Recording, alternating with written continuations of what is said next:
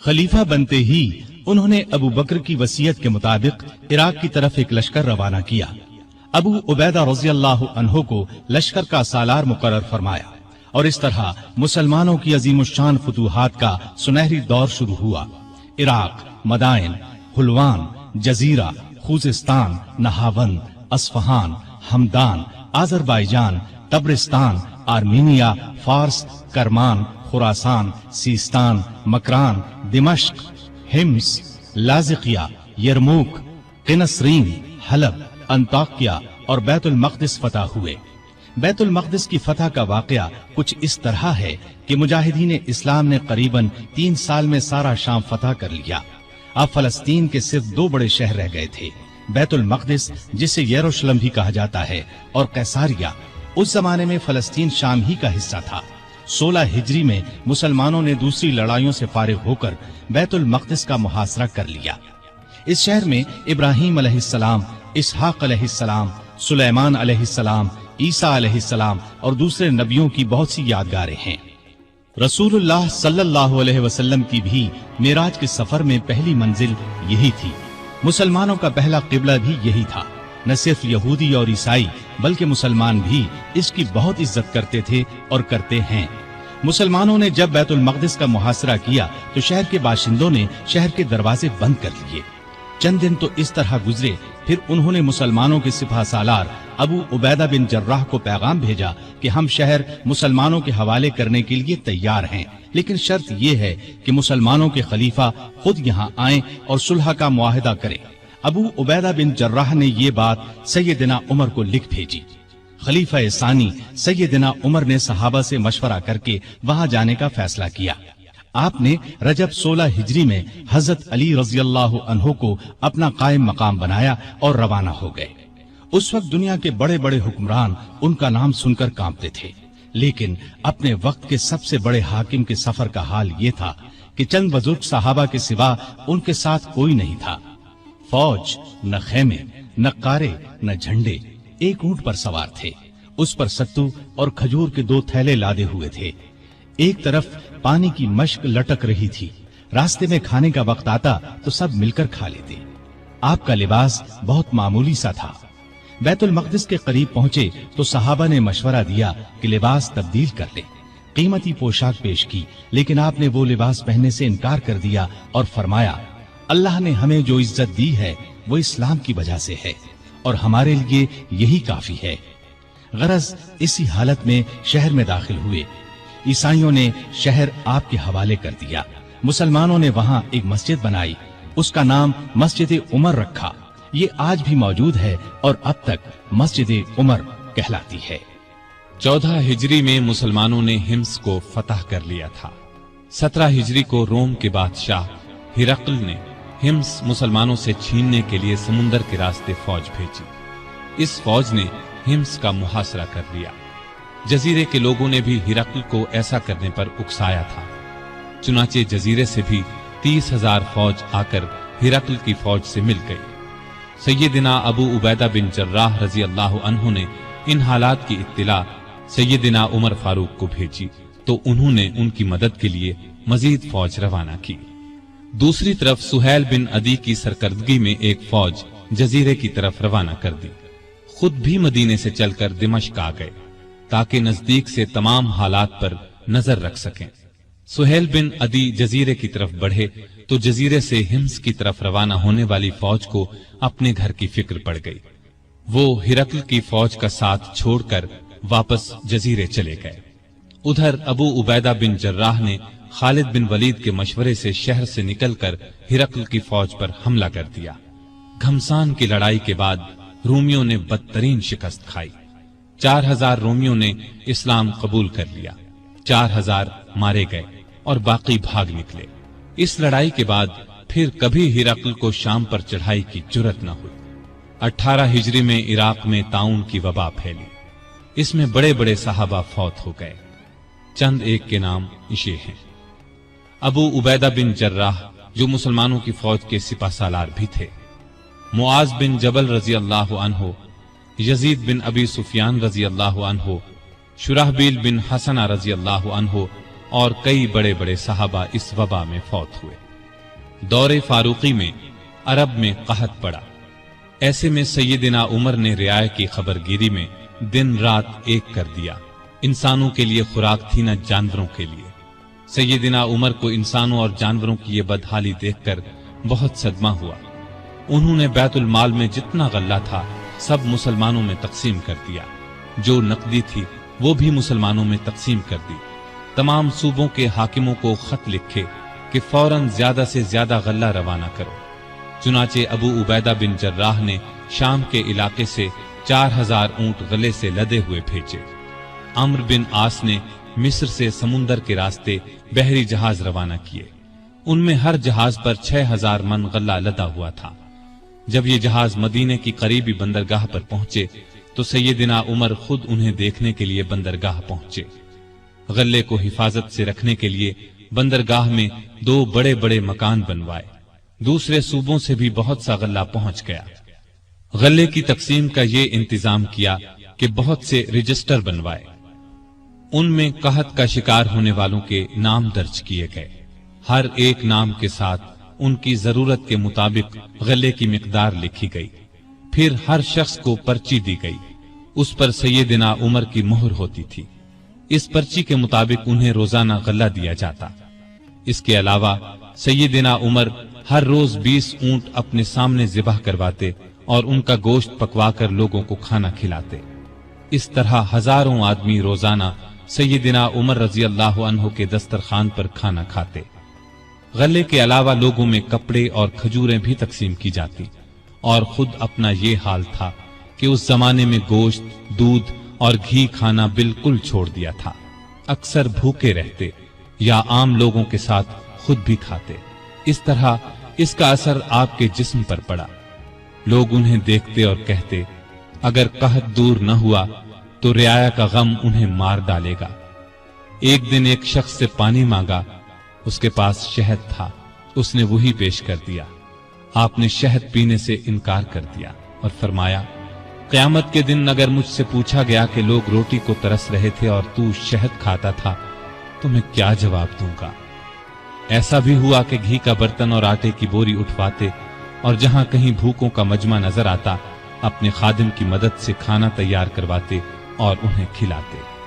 دیہاتوں میں جاتے، وہاں اونٹ ذبح کرتے، گوشت، آٹا اور کپڑے لوگوں میں تقسیم کرتے۔ قحط کے دنوں میں سخت بے چین رہتے اور دعا کرتے تھے، اے اللہ، میرے عملوں کی وجہ سے محمد صلی اللہ علیہ وسلم کی امت کو تباہ نہ کر۔ لوگوں کا خیال اس قدر تھا کہ فرمایا کرتے تھے، اگر دریائے فرات کے کنارے ایک کتا بھی بھوکا مر گیا تو اللہ کے سامنے مجھے اس کا جواب دینا ہوگا۔ وہ خود اور لوگ رو رو کر بارش کی دعائیں کرتے تھے۔ آخر ایک دن نبی صلی اللہ علیہ وسلم کے چچا عباس رضی اللہ عنہ اور دوسرے مسلمانوں کو لے کر نکلے اور نہایت عاجزی سے ان الفاظ میں دعا کی، اے اللہ، پہلے تو ہم اپنے نبی صلی اللہ علیہ وسلم کے وسیلے یعنی نبی کی دعا کے وسیلے سے تجھ سے دعا کیا کرتے تھے، اب ہم تجھ سے اپنے نبی کے چچا کے وسیلے یعنی چچا کی دعا کے وسیلے سے دعا کرتے ہیں کہ ہم پر بارش نازل فرما۔ ابھی یہ دعا ہو رہی تھی کہ آسمان پر بادل چھا گئے اور ایسی موسلا دھار بارش ہوئی کہ ہر طرف پانی ہی پانی نظر آنے لگا۔ اس بارش نے خشک کھیتوں میں جان ڈال دی اور قحط دور ہو گیا۔ بیت المقدس کی فتح کے بعد شام میں قیصاریہ کا شہر باقی رہ گیا تھا۔ اس پر ابھی تک رومیوں کا قبضہ تھا۔ بحیرہ روم کے ساحل پر ایک بہت بڑا شہر تھا۔ یہ مہم امیر معاویہ کے سپرد کی گئی۔ انہوں نے شہر کو فتح کیا۔ 80,000 رومیوں میں سے بہت کم زندہ بچے۔ اب پورے شام پر اسلام کا جھنڈا لہرانے لگا۔ اس زمانے میں مصر کا ملک بھی رومی حکومت کے ماتحت تھا۔ 18 ہجری میں حضرت عمر نے حضرت عمرو بن عاص رضی اللہ عنہ کو 4000 کا لشکر دے کر مصر روانہ کیا۔ مصر کا حاکم مقوقس تھا۔ اس نے بے تحاشا فوج جمع کر لی۔ قلعہ بھی حد درجے محفوظ تھا۔ ان حالات کی خبر عمرو بن عاص نے سیدنا عمر کو دی تو انہوں نے 10,000 فوج اور بھیجی اور ان کے ساتھ بزرگ صحابی زبیر بن عوام کو سالار مقرر کیا۔ ان کے ہاتھ پر قلعہ فتح ہوا۔ اس کے بعد اسکندریہ کی باری آئی۔ اسکندریہ کی فتح کے بعد سیدنا عمر نے عمرو بن عاص کو مصر کا گورنر مقرر کیا۔ دریائے نیل مصر کا ایک بہت بڑا دریا تھا۔ تاریخ میں ہے کہ ایک دن بہت سے مصری عمرو بن عاص کے پاس آئے اور کہا، اس سال دریائے نیل میں پانی بہت کم رہ گیا ہے، ہماری فصلیں برباد ہو رہی ہیں۔ پرانے زمانے سے یہ رسم چلی آ رہی ہے کہ جب دریا میں پانی کم ہو جائے تو ہم ایک مقررہ تاریخ کو ایک کنواری لڑکی چن لیتے ہیں، اس کے والدین کی مرضی سے اسے نہایت قیمتی زیور اور کپڑے پہنا کر دلہن کی طرح بنا دیتے ہیں، پھر اسے دریائے نیل میں گرا دیتے ہیں۔ اس طرح دریا میں پانی چڑھ جاتا ہے، ارد گرد کے تمام علاقے سیراب ہو جاتے ہیں۔ اگر آپ اجازت دیں تو ہم یہ رسم ادا کریں۔ عمرو بن عاص نے کہا، یہ تو بڑی ظالمانہ رسم ہے۔ جواب میں انہوں نے کہا، اگر آپ نے ہمیں یہ رسم ادا کرنے کی اجازت نہ دی تو ملک میں قحط پڑ جائے گا، ہم تباہ ہو جائیں گے۔ عمرو بن عاص نے فرمایا، تم لوگ نادان ہو، اللہ کے حکم کے بغیر دریا میں پانی ہرگز کم یا زیادہ نہیں ہو سکتا۔ اسلام ایسی فضول رسموں کو مٹانے کے لیے آیا ہے۔ میں تمہیں ایک بے گناہ لڑکی پر ظلم کرنے کی اجازت نہیں دوں گا۔ مصری مایوس ہو کر لوٹ گئے۔ اتفاق سے دریا میں پانی کم ہو گیا، لوگ قحط کے ڈر سے وطن چھوڑنے کی تیاری کرنے لگے۔ سیدنا عمرو بن عاص نے یہ سارا قصہ سیدنا عمر کو لکھ بھیجا۔ انہوں نے جواب میں لکھا، الحمدللہ، آپ نے مصریوں کو بالکل ٹھیک جواب دیا۔ اسلام واقعی ایسی فضول رسموں کو مٹانے کے لیے آیا ہے۔ میں ایک خط بھیج رہا ہوں، اس کو دریائے نیل میں ڈال دینا۔ عمرو بن عاص نے خط کو دریا میں ڈالنے سے پہلے اس کی عبارت پڑھی۔ اس کے الفاظ یہ تھے، اے نیل، اگر تو اپنے اختیار سے بہہ رہا ہے تو مت بہہ، اور اگر تو اللہ تعالیٰ کے حکم سے بہہ رہا ہے تو میں اللہ تعالیٰ کے حضور دعا کرتا ہوں کہ وہ تجھے پہلے کی طرح زیادہ پانی کے ساتھ جاری کر دے۔ یہ رقعہ دریا میں ڈال دیا گیا۔ دوسرے دن جب مصر کے لوگ سو کر اٹھے تو انہوں نے اللہ کی قدرت کا عجیب نظارہ دیکھا۔ دریا کا پانی کئی گز اوپر چڑھ گیا تھا، کناروں سے نکل کر ارد گرد کے علاقوں کو سیراب کر رہا تھا۔ اتنا زیادہ پانی اس میں کبھی نظر نہیں آیا تھا۔ یہ نظارہ دیکھ کر ہزارہا مصری مسلمان ہو گئے اور وہ ظالمانہ رسم ہمیشہ کے لیے ختم ہو گئی۔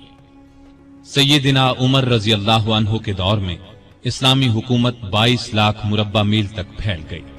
اس میں عرب کے علاوہ عراق، ایران، مصر، فلسطین، بحرین، آرمینیا، آذربائیجان، سیستان وغیرہ بہت سے ملک شامل تھے۔ اتنے بڑے ملک کا انتظام سیدنا عمر نے بہت خوبی سے کیا۔ اسلامی سلطنت کو صوبوں میں تقسیم کر دیا، پھر ہر صوبے کو بہت سے ضلعوں میں تقسیم کیا۔ عام طور پر ایک صوبے میں 10 سے لے کر 20 تک ضلع ہوتے تھے۔ ملک کا انتظام صحابہ کرام رضی اللہ عنہم کے مشورے سے کرتے تھے۔ مشورہ کرنے کے لیے انہوں نے ایک مجلس بنائی۔ اس میں سوجھ بوجھ رکھنے والے بڑے بڑے جلیل القدر صحابہ شامل تھے۔ اس مجلس کو مجلس شورا کہا جاتا تھا۔ اس کے اجلاس مسجد نبوی میں ہوتے تھے۔ ہر صوبے کا ایک گورنر مقرر کیا جاتا تھا۔ خود بالکل سادہ زندگی بسر کرتے تھے۔ یہی ہدایت گورنروں کو تھی۔ عہدے داروں کی نگرانی خود کرتے تھے۔ حج کے زمانے میں چاروں طرف سے آئے ہوئے لوگوں سے ان کے گورنروں کے حالات پوچھتے، لوگ بے دھڑک شکایت کرتے، لوگوں کے سامنے اس قسم کا خطبہ دیتے، لوگوں، تم پر جو لوگ حاکم مقرر کیے گئے ہیں وہ اس لیے نہیں بھیجے گئے کہ تمہیں ماریں پیٹیں اور تمہارا مال چھین لیں، بلکہ انہیں میں اس لیے بھیجتا ہوں کہ وہ تمہیں رسول اللہ صلی اللہ علیہ وسلم کے طریقے سکھائیں۔ اگر کسی نے اس کے خلاف کیا ہے تو مجھ سے بیان کرو تاکہ میں اس کا بدلہ لوں۔ لوگوں کو عام اجازت تھی کہ وہ کسی وقت بھی اپنی شکایت پیش کر سکتے تھے۔ ایک مرتبہ مصر کے ایک غریب شخص نے شکایت کی کہ گورنر کے بیٹے نے بلا وجہ اسے پیٹا ہے۔ آپ نے باپ بیٹے کو بلوا لیا۔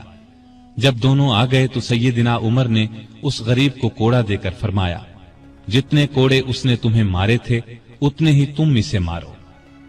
اس غریب نے کوڑے مارنے شروع کیے۔ جب تعداد پوری ہو گئی تو عمر نے فرمایا، اب 2-4 کوڑے گورنر کو بھی مارو، لیکن اس غریب نے ایسا کرنا پسند نہ کیا۔ جزیرے کے گورنر کے بارے میں اطلاع ملی کہ وہ باریک لباس پہنتے ہیں، دروازے پر دربان بھی مقرر کر رکھا ہے۔ آپ نے انہیں فوراً بلوا لیا، ان کے کپڑے اتروا کر بالوں کا بنا ہوا کرتا پہنا دیا اور بکریوں کا ایک ریوڑ منگوا کر انہیں حکم دیا کہ جنگل میں جاؤ اور ان بکریوں کو چراؤ۔ گورنر کا نام ایاز بن غنم تھا، وہ رسول اللہ صلی اللہ علیہ وسلم کے صحابی تھے، ایک صوبے کے گورنر تھے، اس لیے جب انہوں نے کہا کہ وہ آئندہ ایسا لباس نہیں پہنیں گے تو عمر نے انہیں معاف کر دیا اور عہدے پر واپس بھیج دیا۔ ایاز بن غنم جب تک زندہ رہے موٹا لباس پہنتے رہے، پھر انہوں نے کبھی باریک لباس پہنا نہ دروازے پر دربان رکھا۔ خالد بن ولید رضی اللہ عنہ اسلام کے بہت بڑے جرنیل تھے، انہوں نے 20 لڑائیاں لڑی، بڑی بڑی حکومتوں کے لشکر ان کے مقابلے میں نہ ٹھہر سکے۔ سیدنا عمر کے زمانے میں جب خالد بن ولید فتوحات پر فتوحات حاصل کر رہے تھے تو عین اس حالت میں عمر نے انہیں سپہ سالاری سے معزول کر دیا۔ جب لوگوں نے وجہ پوچھی تو انہوں نے فرمایا، مسلمان یہ خیال کرنے لگے تھے کہ یہ فتوحات خالد بن ولید کی وجہ سے ہو رہی ہیں، جبکہ فتوحات ہمیں اللہ تعالی کی مہربانی سے ہو رہی ہیں۔ آپ کے زمانے میں چونکہ اسلامی حکومت بہت پھیل گئی تھی، لگاتار فتوحات کی وجہ سے مال غنیمت بھی بہت زیادہ آنے لگا تھا، اس لیے آپ نے 15 ہجری میں بیت المال قائم کر دیا۔ اس میں زکوٰۃ، خراج، جزیہ، مال غنیمت وغیرہ جمع ہوتا تھا اور مسلمانوں میں تقسیم کیا جاتا تھا۔ یتیموں، غریبوں اور بیواؤں کو اس میں سے وظیفے دیے جاتے تھے، ضرورت مندوں کو قرض بھی دیا جاتا تھا، جنگی ضروریات پر بھی خرچ کیا جاتا تھا۔ آمدنی اور خرچ کے معاملے میں ہر درجہ احتیاط کرتے تھے۔ سیدنا عثمان نے ایک دن انہیں چلچلاتی دھوپ میں بھاگتے دیکھا، پوچھنے پر انہوں نے بتایا کہ بیت المال کا ایک اونٹ گم ہو گیا ہے، اس کو تلاش کر رہا ہوں۔ بحرین سے ایک مرتبہ مشک آیا، یہ انتہائی قیمتی خوشبو تھی، اس کو مسلمانوں میں تقسیم کرنے کے لیے آدمی کی تلاش ہوئی جو یہ کام اچھی طرح کر سکے۔ سیدنا عمر کی زوجہ محترمہ عاتقہ نے کہا کہ یہ کام میں کر سکتی ہوں۔ سیدنا عمر نے فرمایا، نہیں، میں تمہیں اس کی اجازت نہیں دے سکتا، اس لیے کہ تمہاری انگلیوں پر جو مشک لگ جائے گا وہ تم اپنے کپڑوں پر لگا لو گی، اس طرح عام مسلمانوں سے زیادہ تمہارے حصے میں آئے گا۔ ایک مرتبہ بیمار ہو گئے، لوگوں نے علاج کے طور پر شہد تجویز کیا۔ بیت المال میں شہد موجود تھا لیکن آپ نے لینا گوارا نہ کیا۔ آخر لوگوں کو جمع کیا گیا، جب سب نے اجازت دے دی تب شہد لیا۔ آپ نے عدل و انصاف کا بہترین نمونہ دنیا کو دکھایا، اللہ سے ڈرنے والے قاضی مقرر کیے، ان کی تنخواہیں مقرر کی، انہیں حکم دیا کہ تمام فیصلے قرآن اور حدیث کے مطابق کیے جائیں۔ قرآن اور حدیث میں حکم نہ ملے تو جس رائے پر عالموں کا اتفاق ہو اس کے مطابق فیصلہ دیا جائے۔ انہوں نے کوفہ میں شریح کو قاضی مقرر کیا، ان کے فیصلے بہت مشہور ہوئے۔ امیر المومنین کے خلاف بھی فیصلے دے دیتے تھے۔ سیدنا علی نے بھی انہیں اپنے دور میں قاضی کے عہدے پر قائم رکھا۔ قبیلہ غسان کے بادشاہ جبلہ نے اسلام قبول کر لیا، وہ حج کرنے کے لیے آیا، اس کی چادر پر ایک غریب بدو کا پاؤں آ گیا، اس نے بدو کو زور سے تھپڑ دے مارا، بدو کی ناک کی ہڈی ٹوٹ گئی۔ وہ سیدنا عمر کی خدمت میں حاضر ہو گیا، انصاف کا طلبگار ہوا۔ سیدنا عمر نے جبلہ کو بلا بھیجا، وہ حاضر ہوا تو آپ نے اسے کہا، تم نے اس غریب مسلمان سے زیادتی کی ہے، لہذا بدلہ دو۔ یہ غریب تمہیں اس جگہ تھپڑ مارے گا جس جگہ اس کے منہ پر تھپڑ لگا ہے، ہاں اگر تم اس سے معافی مانگ لو اور یہ معاف کر دے تو اور بات ہے۔ جبلہ نے کہا، مجھے ایک دن کی مہلت دی جائے تاکہ میں غور کر سکوں۔ جبلہ کو ایک دن کی مہلت مل گئی، وہ وہاں سے فرار ہو کر شام چلا گیا اور دوبارہ عیسائی مذہب اختیار کر لیا۔ ایک مرتبہ حج کے موقع پر ایک شخص نے گورنر کی شکایت کی کہ اس نے مجھے بے قصور 100 کوڑے مارے ہیں۔ سیدنا عمر رضی اللہ عنہ نے شکایت درست پائی تو حکم دیا، تم بھی اسے 100 کوڑے مارو۔ ایک عیسائی کسان نے شکایت کی کہ اس کے کھیتوں سے مسلمان فوج گزری ہے جس سے اس کا نقصان ہوا ہے۔ آپ نے بیت المال سے اسے 10,000 درہم دینے کا حکم دیا۔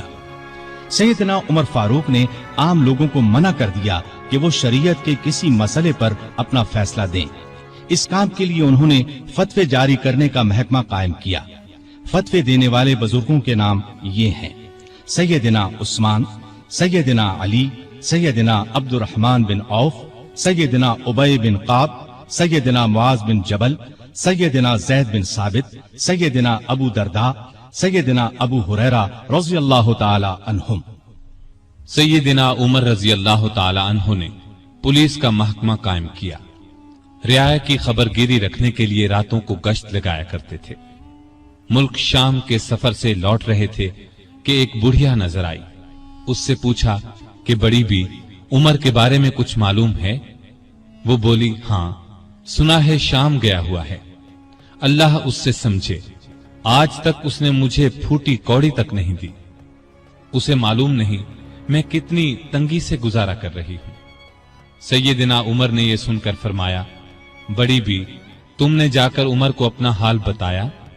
बुढ़िया ने कहा, अगर उसे रियाया का हाल मालूम नहीं तो खिलाफत क्यों करता है? सैयदना उमर फारूक रजी अल्लाह अन्हो ये सुनकर रो पड़े। फिर उससे पूछा, तुम क्या लेकर उमर को मुआफ कर सकती हो? उसने कहा, अगर मुझे 25 दीनार मिल जाएं तो मुआफ कर दूंगी। आपने उसी वक्त उसे 25 दीनार दे दिए। वो खुश होकर दुआएं देने लगी, अल्लाह उमर को मुआफ करे, उस पर अपनी रहमत नाजिल करे। बाद में सैयदना उमर रजी अल्लाह अन्हु ने उसका वजीफा मुकर्रर फरमा दिया। एक रात गश्त के दौरान में चंद बच्चों के रोने की आवाज सुनी। मालूम हुआ कि बच्चे भूखे हैं और मां ने उन्हें बहलाने के लिए हांडी में सिर्फ पानी डालकर आग जला रखी है।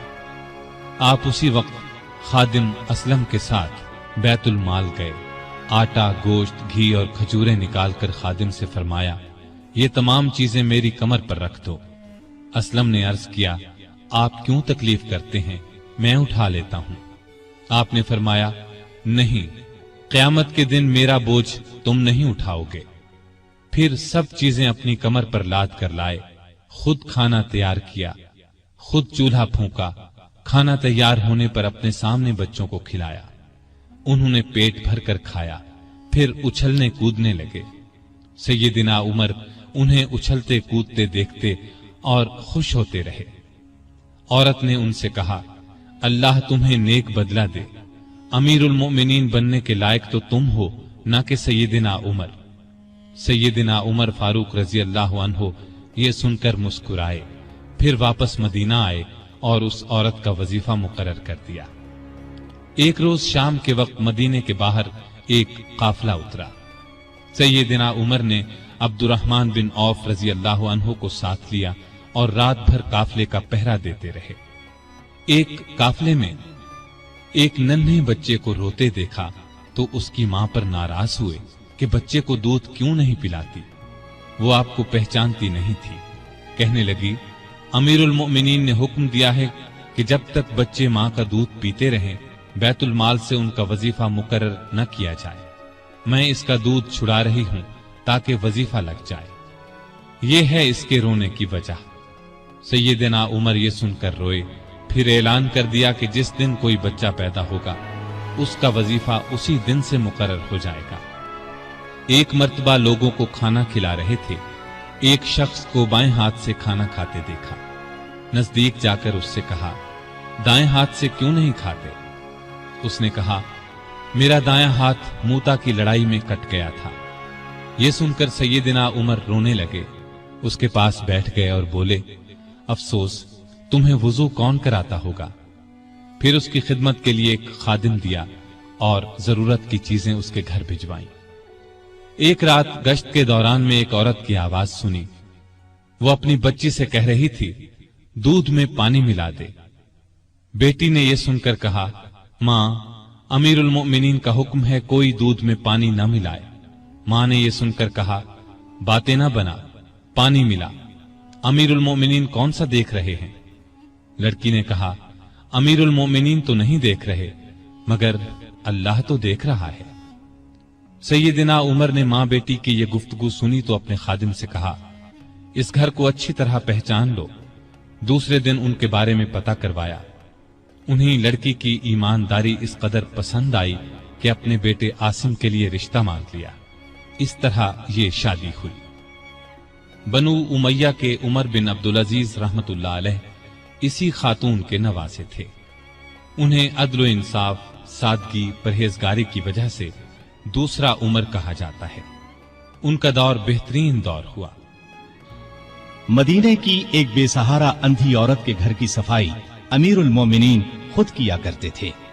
रसूलुल्लाह सल्लल्लाहु अलैहि वसल्लम के एक सहाबी सईद बिन यरबूक की आखिरी उम्र में बीनाई जाती रही। उनके लिए एक खादिम मुकर्रर किया जो उन्हें मस्जिद तक लाता था। रास्ता चलते एक औरत ने सैयदना उमर फारूक को रोक लिया और कहा, मैं रसूलुल्लाह सल्लल्लाहु अलैहि वसल्लम के सहाबी खुफाफ बिन ईमा की बेटी हूँ। शौहर फौत हो गया है, छोटे छोटे बच्चे हैं, कोई जमीन भी नहीं है। बच्चों को घर में छोड़कर मेहनत मजदूरी भी नहीं कर सकती कि बच्चों को कोई नुकसान न पहुंच जाए। हजरत उमर ने उसकी पूरी बात तवज्जो से सुनी और फरमाया, तुम थोड़ी देर यहीं ठहरो। ये कहकर घर गए। वापस लौटे एक मोटे ताजे ऊंट पर बहुत सा सामान लदा हुआ साथ लाए। उस पर कपड़े और नकद रकम भी थी। उस औरत से फरमाया, ये ऊंट ले जाओ, जब खत्म हो जाए तो बता देना। जिहाद पर जाने वाले मुसलमानों के घर वालों का बहुत ख्याल रखते थे। उनके घरों में जाकर उनकी औरतों से कहते, तुम्हें बाजार से कुछ मंगवाना हो तो मैं ला देता हूँ। बेवा औरतों का पानी भर देते। मुजाहिदीन के खत आते तो ये खत खुद उनके घरों में पहुंचाते। उनसे जवाब लेकर मुजाहिदीन को भिजवाते। बैतुल माल से हाजतमंदों को देते। रास्तों में चौकियां बनवाई ताकि रास्ते महफूज हो जाएं। शहरों में मेहमान खाने बनवाए। मुल्क में जगह जगह नहरें खुदवाई जिनसे आपाशी आसान हो गई। सड़कें और पुल बनवाए। नए शहर बसाए। करीबन 4000 मस्जिदें तामीर करवाई। हरम काबा को वसी करवाया। मस्जिद नबवी को वसी करवाया। मर्दम शुमारी का निजाम राइज किया। सिक्का जारी किया। सने हिजरी कायम किया। जंगों का सिलसिला बढ़ा तो फौजी निजाम कायम किया। फौजियों की तनख्वाहें मुकर्रर की। मुजाहिदीन के बीवी बच्चों और गुलामों के लिए वजीफे मुकर्रर किए। फौज को 2 हिस्सों में तकसीम किया। एक बाकायदा फौज जो हमेशा महाजों पर रहती थी। दूसरी रजाकार फौज। ये लोग उमूमन घरों में रहते थे। जरूरत पड़ने पर उन्हें महाज पर भेजा जाता। उनकी तनख्वाहें बाकायदा फौज से कम थी। मुल्क में जगह जगह फौजी छावनियां कायम की। छावनियों के साथ अस्तबल तामीर करवाए। उनमें 4-4 हजार घोड़े तैयार रहते थे। ऊंट भी मौजूद रहते।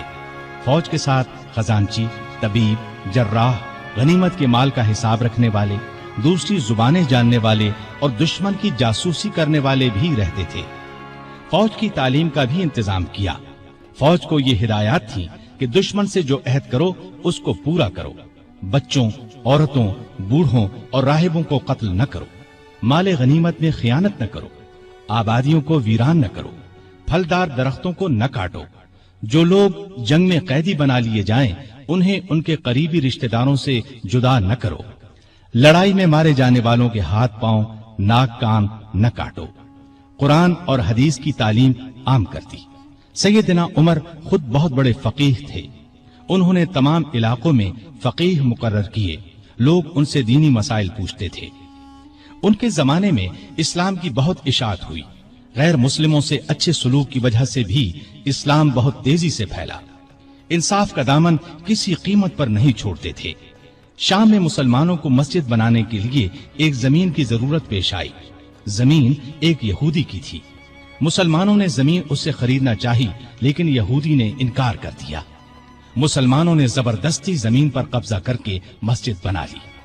यहूदी ने सैयदना उमर से शिकायत की। सैयदना उमर फारूक ने हुक्म दिया कि मस्जिद नाजायज तरीके से बनाई गई है, इस्लाम इसकी इजाजत नहीं देता।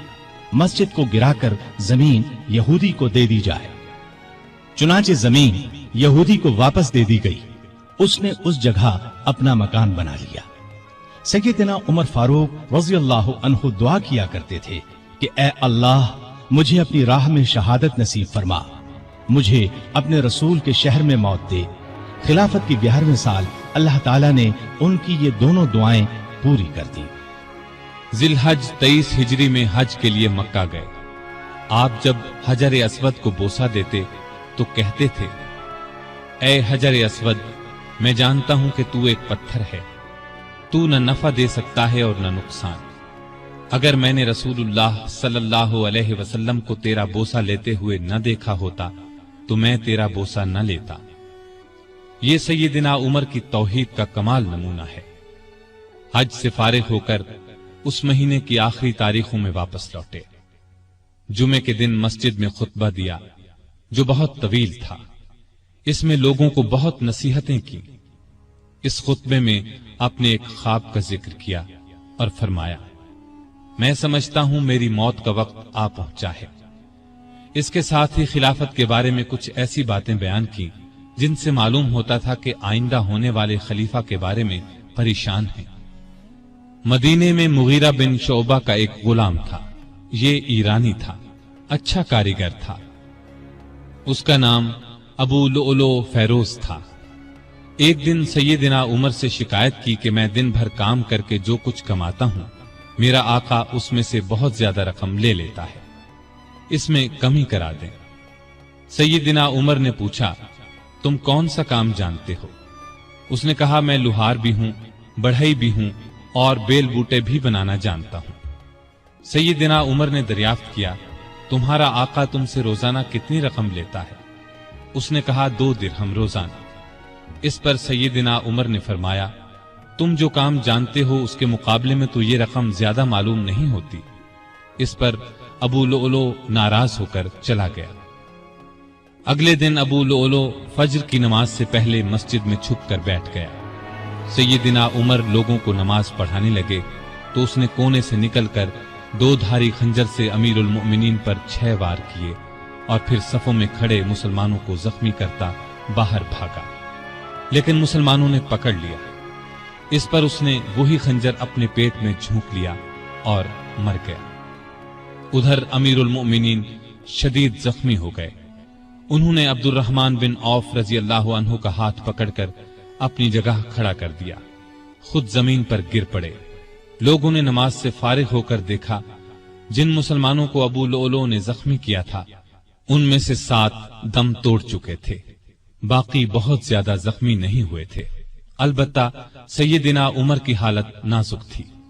ऐसे में उन्होंने अब्दुल्लाह बिन अब्बास से पूछा, मुझे किसने मारा है? उन्होंने बताया, मुगीरा बिन शोबा के गुलाम अबू लुअलो ने। यह सुनकर फरमाया, अल्लाह का शुक्र है, मेरी मौत किसी ऐसे शख्स के हाथ से नहीं हुई जो इस्लाम का दावा करता हो। लोग उन्हें उठाकर घर लाए, दूध पिलाया गया तो वो जख्मों के रास्ते बाहर आ गया। अब सबको यकीन हो गया कि अमीरुल मोमिनीन का आखिरी वक्त आ पहुंचा है। लोग गम से निढाल हो गए, उनसे मिलने के लिए आने लगे। एक नौजवान ऐसे में मिलने आया। उसने कहा, ए अमीरुल मोमिनीन, आप अल्लाह की बिशारत से खुश हो जाएं। आप उन असहाब में से हैं जो बहुत पहले इस्लाम लाए और रसूलुल्लाह के साथी बने। खलीफा बनाए गए तो आपने इंसाफ से काम लिया, फिर आखिर आपको शहादत नसीब हो गई। ये सुनकर सैयदना उमर ने फरमाया, ए भतीजे, अल्लाह करे ये चीजें मेरे गुनाहों के बराबर बराबर ही हो जाएं, मुझे कोई अजाब हो न सवाब। मतलब उनके कहने का यह था कि बस अजाब से बच जाऊं। वो नौजवान वापस जाने लगा तो सैयदना उमर फारूक रजी अल्लाह अन्हु की नजर उसकी चादर पर पड़ी जो जमीन को छू रही थी।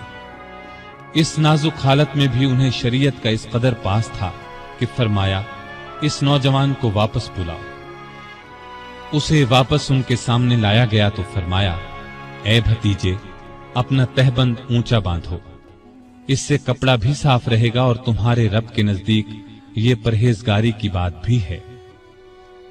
सैयदना इब्ने अब्बास रज़ी अल्लाह अन्हु ने उनका मर्तबा और नेकियां बयान की तो फरमाया, अल्लाह की कसम, अगर मेरे पास दुनिया भर का सोना होता तो इससे पहले कि मैं अल्लाह के अजाब को देखूं, मैं उसे अल्लाह की राह में दे देता, यानी अजाब के खौफ से सारा सोना खैरात कर देता। उसके बाद अपने बेटे अब्दुल्लाह को बुलाया, उनसे पूछा कि मुझ पर कितना कर्ज है। उन्होंने हिसाब लगाकर बताया, 86,000 दिरहम। इस पर उन्हें कुछ हिदायत दी। आखिर में फरमाया, इस कर्ज को मेरी तरफ से अदा कर देना। इसके बाद फरमाया, उम्मुल मोमिनीन आयशा सिद्दीका रजी अल्लाह ताला अन्हा के पास जाओ और कहो, उमर बिन खत्ताब आपको सलाम कहता है और अपने दो साथियों यानी नबी करीम सल्लल्लाहु अलैहि वसल्लम और अबू बकर के साथ दफन होने की इजाजत चाहता है। अब्दुल्ला बिन उमर आयशा सिद्दीका की खिदमत में हाजिर हुए। वो उस वक्त सैयदना उमर के सदमे में रो रही थी। उनका पैगाम सुनकर फरमाया, ये जगह मैंने अपनी कब्र के लिए रखी थी, लेकिन अपने आप पर उमर को तरजीह देती हूं। सैयदना अब्दुल्ला ये जवाब सुनकर वापस आए और सैयदना उमर को उनका जवाब बताया। आपने अल्लाह का शुक्र अदा किया। फिर फरमाया, मैं मर जाऊं तो मेरा जनाजा उठाकर वहां ले जाना और उन्हें सलाम करके एक बार फिर अर्ज करना, उमर बिन खत्ताब इजाजत तलब करता है। अगर इजाजत दे दें तो मुझे अंदर ले जाकर दफन कर देना, और अगर इनकार कर दें तो आम मुसलमानों के कब्रिस्तान में दफन कर देना। हालत जब ज्यादा नाजुक हो गई तो फरमाया, खिलाफत का हकदार उस्मान, अली, जुबैर, अब्दुर्रहमान बिन औफ और साद बिन अबी वक्कास रज़ी अल्लाह अन्हुम से ज्यादा किसी को नहीं समझता। रसूलुल्लाह सल्लल्लाहु अलैहि वसल्लम भी वफात तक इनसे खुश थे। इनमें से जिसे खलीफा चुन लिया जाए उसकी इताअत करना। फिर अपने बाद होने वाले खलीफा को वसीयत की कि मुहाजिरीन और अंसार से अच्छा सलूक करना। जो लोग हमारी पनाह में आ गए उनकी जानों और मालों की हिफाजत करना। उनसे किए हुए हर आहद को पूरा करना। आप 27 जिलहज 23 हिजरी को जख्मी हुए। 3 दिन बाद यकम मुहर्रम 24 हिजरी को वफात पाई और शहादत के दर्जे पर फायज हुए। उस वक्त उम्र 63 साल थी। जनाजा चारपाई पर रखा गया तो चारों तरफ लोग जमा हो गए। सैयदना अली रज़ी अल्लाह अन्हु आए तो फरमाया, अल्लाह आप पर रहम फरमाए। आपने कोई ऐसा शख्स नहीं छोड़ा कि अल्लाह के सामने जाने के लिए मुझे उसके अमल आपके अमल से ज्यादा पसंद हो। अल्लाह की कसम, मुझे उम्मीद थी कि अल्लाह आपको आपके दोनों साथियों के साथ रखेगा, इसलिए कि मैं अक्सर रसूलुल्लाह सल्लल्लाहु अलैहि वसल्लम को इस तरह फरमाते हुए सुना करता था, मैं गया और अबू बकरो उमर गए, मैं दाखिल हुआ और अबू बकरो उमर दाखिल हुए, मैं निकला और अबू बकरो उमर निकले। जनाजा हजरत सुहैब रज़ी अल्लाह अन्हु ने पढ़ाया। हजरत अली, उस्मान, साद बिन अबी वक्कास और अब्दुर्रहमान बिन औफ रज़ी अल्लाह अन्हुम ने कब्र में मैयत को उतारा और इस्लाम के इस बहुत बड़े फर्जंद को हमेशा के लिए रसूलुल्लाह सल्लल्लाहु अलैहि वसल्लम और सैयदना अबू बकर रज़ी अल्लाह अन्हु का साथ नसीब हो गया है। सैयदना उमर रज़ी अल्लाह अन्हु ने कई शादियां की। उनसे 8 या 9 लड़के, 4 या 5 लड़कियां हुई। मशहूर बीवियों के नाम ये हैं: ज़ैनब बिनते मज़ऊन रज़ी अल्लाह अन्हा, आतिका बिनते ज़ैद रज़ी अल्लाह अन्हा, उम्मे हकीम बिनते हारिस रज़ी अल्लाह अन्हा, उम्मे कुलसूम बिनते अली रज़ी अल्लाह अन्हा। औलाद में से हफ्सा, अब्दुल्ला, उबैदुल्ला और आसिम रज़ी अल्लाह अन्हुम बहुत मशहूर हैं। हफ्सा रज़ी अल्लाह अन्हा को रसूलुल्लाह सल्लल्लाहु अलैहि वसल्लम की पाक बीवियों में शामिल होने का शरफ हासिल है। वो उम्मुल मोमिनीन कहलाई। आप में अल्लाह का खौफ इंतहा को पहुंचा हुआ था। इबादत का शौक भी बेहद था। रातों को जागकर नफल पढ़ा करते थे। कुरान करीम की जिन आयात में क़यामत का जिक्र है उनको पढ़ते वक्त बहुत रोते। तरावीह की नमाज को उन्होंने बाजमात कराया। उनके दौर से आज तक तरावीह बाजमात अदा की जाती है। आप में बुर्दबारी हद दर्जे की थी। दूसरों की नुक्ताचीनी को सब्र और हौसले से बर्दाश्त करते थे। आपने एक वक्त में कभी दस्तरखान पर 2 सालन जमा न किए। रसूलुल्लाह सल्लल्लाहु अलैहि वसल्लम और अबू बकर रज़ी अल्लाह अन्हु का भी यही मामूल था। نبی کریم صلی اللہ علیہ وسلم سے آپ کو انتہا درجے کی محبت تھی۔ آپ صلی اللہ علیہ وسلم پر اپنی جان قربان کرنے کے لیے ہر دم تیار رہتے تھے۔ کوئی رسول اللہ صلی اللہ علیہ وسلم کی شان میں ذرا سی گستاخی کرتا تو اس کی گردن اڑانے پر تیار ہو جاتے۔ ایک بار سیدنا عمر فاروق رضی اللہ عنہ نے فرمایا، اے اللہ کے رسول، مجھے آپ سے اپنی جان سے بھی زیادہ محبت ہے۔ نبی کریم صلی اللہ علیہ وسلم نے سیدنا عمر فاروق رضی اللہ عنہ کو دنیا ہی میں جنتی ہونے کی بشارت دی۔ سیدنا عمر فاروق رضی اللہ عنہ کے چند اقوال یہ ہیں: بزرگ بننے کے لیے علم حاصل کرو۔ جو آدمی خود کو عالم کہے وہ جاہل ہے، جو خود کو جنتی کہے وہ جہنمی ہے۔ جس سے تمہیں نفرت ہے اس سے ڈرتے رہو۔ بڑھاپے سے پہلے جوانی اور موت سے پہلے بڑھاپے کو غنیمت جانو۔ سب سے بری آوازیں دو ہیں، نوحہ اور راگ یعنی گانا۔ کم بولنا دانائی، کم کھانا صحت، کم سونا عبادت، اور عام لوگوں سے کم ملنا عافیت ہے۔ توبہ کی تکلیف سے گناہ کا چھوڑنا آسان ہے۔ برا چاہنے والوں کی دوستی سے پرہیز کرنا ضروری ہے۔ جو عیب سے واقف کرے وہ دوست ہے، اور جو اس پر تعریف کرے وہ ایسا ہے جیسے دوسرے کو ذبح کر دیا جائے۔ سلامتی گمنامی میں ہے۔ اللہ تعالی سیدنا عمر فاروق رضی اللہ عنہ پر رحمت فرمائے، آمین۔ ارے فرینڈز، ایک منٹ، آپ ایسے ہی جا رہے ہیں؟ اتنی محنت سے ویڈیو بنائی ہے، ایک لائک تو بنتا ہے نا؟ اور دوسرا یہ کہ آپ ہمیں اتنی بڑی دنیا میں دوبارہ کیسے ڈھونڈیں گے؟ تو اس کا حل یہ ہے کہ آپ ہمارے چینل کو سبسکرائب کر لیجئے۔